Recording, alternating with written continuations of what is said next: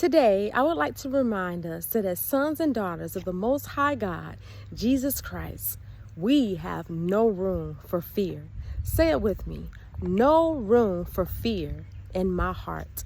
The Bible speaks of two different types of fear. One is healthy and the other is detrimental to our walk with the Lord if we give in to it. The fear of the Lord is a deep respect and reverence and awe of God's power and authority.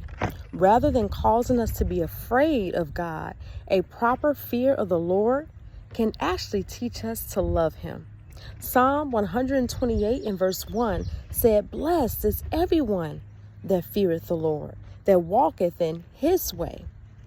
Psalm 130 and verse 4 says, "But there is forgiveness with thee, that thou mayest be feared." When we learn to respect the Lord and His ways, it will cause us to repent genuinely and change our ways, our actions, our attitudes in order to please Jesus. The second fear is an unpleasant and often strong emotion caused by an awareness of perceived danger. It is a concern by what may happen. Have you been there before? What if this happens? What if that happens? I've been there before. I'm reminded of advice from my spiritual mom, and she said to me once, "Tania, what if may happen, but what if never happens?" This caused me to trust in the Lord and trust Him all the way, because He will guide us and lead us into His truth, and we don't have to give in to fear.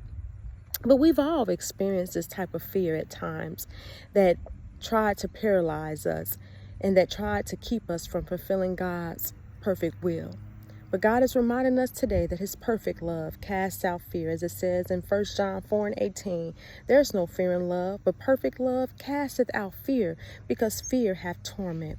He that feareth is not made perfect in love." Meaning that if we allow those thoughts and those emotions to take root in our hearts and we don't bring it to the Lord and cast it down, they can cause us to miss out on experiencing the fullness of His peace, His joy, and His love. Now, there are a lot of things that occur in our world today that can cause us to fear, such as crime, war, things happening in our neighborhood, or harsh weather conditions. But the Lord does not want us to fear or be afraid. He's reminding us today to fear not, trust in Him, and believe in His word. He knew that you and I will encounter unpleasant circumstances, walk through some uncomfortable seasons where fear will try to discourage us, but He is constantly reminding us of His nearness and His love for us, because He realizes my sons and my daughters can become easily fearful. That's why He reminds us in 2 Timothy 1 and 7, "God hath not given you the spirit of fear, but of power and of love and of a sound mind." What a great promise. We can hold on to that promise whenever fear tries to creep in, and we can say, "This is not of God. I'm going to obey His voice. I'm going to walk in a sound mind. I'm going to be sober, and I am going to be able to love Jesus, love my brothers and sisters, as well as my enemies."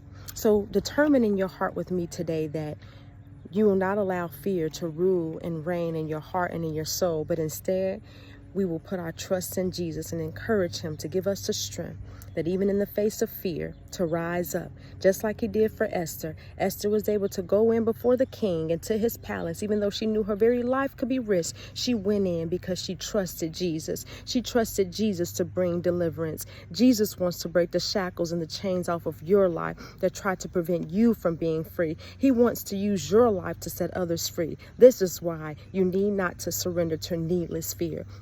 Remember David, and how David, he was brave, and he went before the giant Goliath, and he took his that one smooth stone out of his little slingshot, and he faced that giant, and he said, "In the name of the Lord." He didn't put his confidence wasn't in his own abilities, but it was in the Lord. What about those past failures, or those hurts, or those disappointments, or those character flaws, or those mistakes that try to rise up and keep you from moving forward? Don't give in. Fear not. Trust Jesus. He will never give up on us. Try again and trust in the Lord to bring deliverance. We can walk in holy boldness, not arrogance, because our God is with us.